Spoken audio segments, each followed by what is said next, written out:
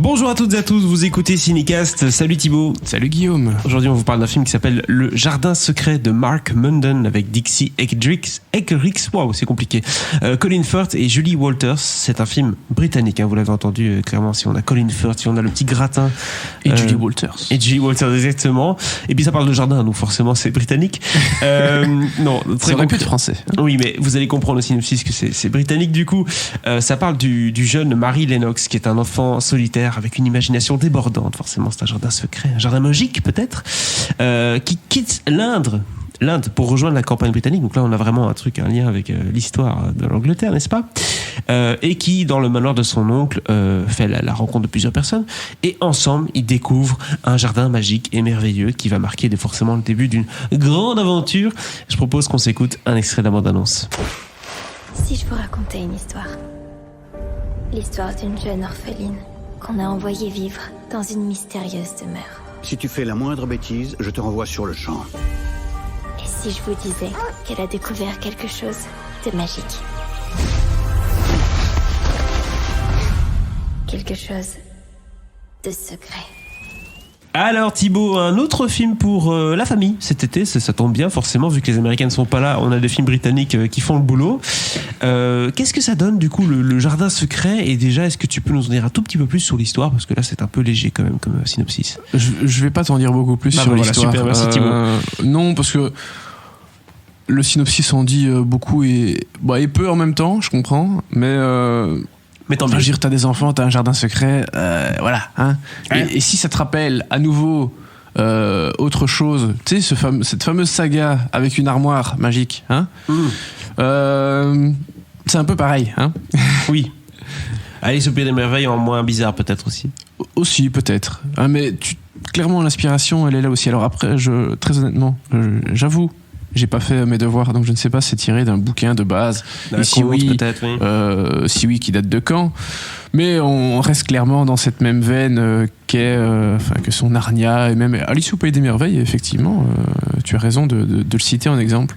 On est dans cette veine. Avec des enfants, avec des trucs magiques, avec des animaux. Un monde à découvrir, évidemment. Je vois quand même que c'est par les producteurs d'Harry Potter et de Paddington, donc on a quand même... c'est produit par David Heyman. C'est ce qui est marqué sur le poster. Par les producteurs de Harry Potter et Paddington, je suppose oui, donc c'est lui Heyman. Ou un collègue. Oui, non, mais c'est lui. Oui, c'est sans doute lui. Voilà. Donc gros producteur de films familiaux anglais. Ah bah Dieu sait que la recette film pour enfants, il commence à maîtriser. Hein, oui, lui c'est depuis 25 ans.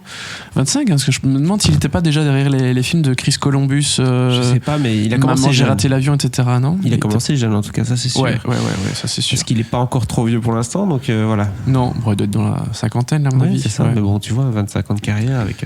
Mais effectivement, David Heyman, grand spécialiste du film pour enfants. Et là, il s'est peut-être dit qu'il tenait une nouvelle petite pépite. Malheureusement, j'ai envie de te dire qu'il n'en est rien. Parce que ce film fut d'un ennui assez terrible, malheureusement. À aucun moment j'ai été pris par cette aventure d'enfants qui ont vécu des drames et du coup qui vont se découvrir leur univers et où ils peuvent se lâcher. Et donc la petite fille, en fait, Marie, elle va faire la rencontre d'un jeune garçon qui vit dans le coin.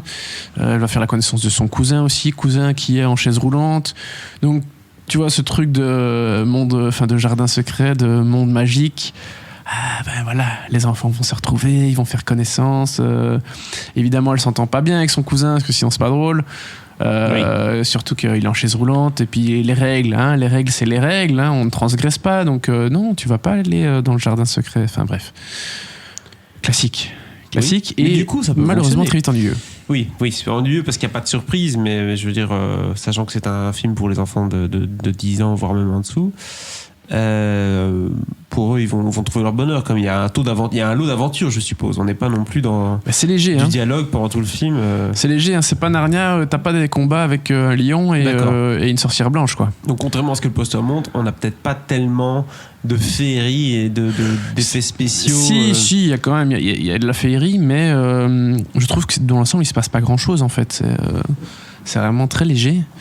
Et ouais, vraiment, je trouve que la sauce ne prend pas, quoi. Malheureusement. C'est plat. Ouais.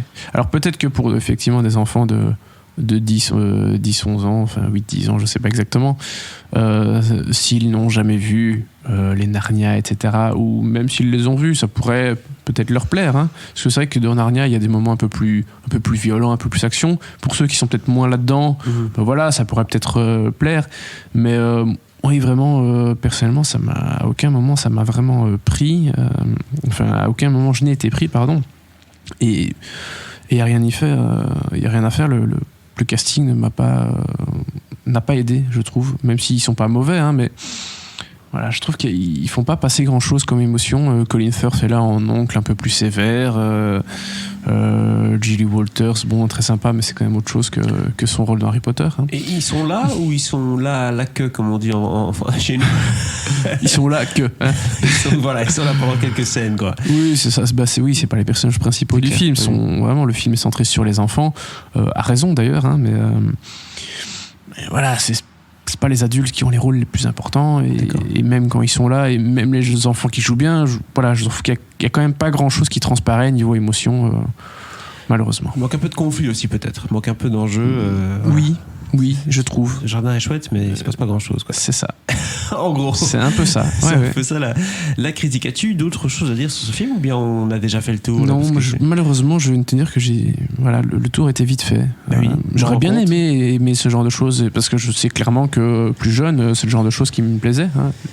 À nouveau, je vais dire Narnia, mais voilà, quand j'étais petit, j'ai lu les bouquins, j'ai adoré. Du coup, les films, j'étais content de découvrir ça. Et voilà, ce film aurait pu rentrer dans cette case aussi, mais malheureusement, non. La réussite n'est pas là. Exactement. Combien d'étoiles, du coup, donnes-tu au Jardin Secret?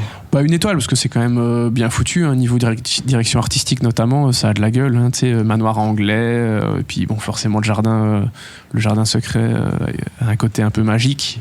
Donc voilà, c'est sympathique, mais pour moi ça ne mérite pas beaucoup plus.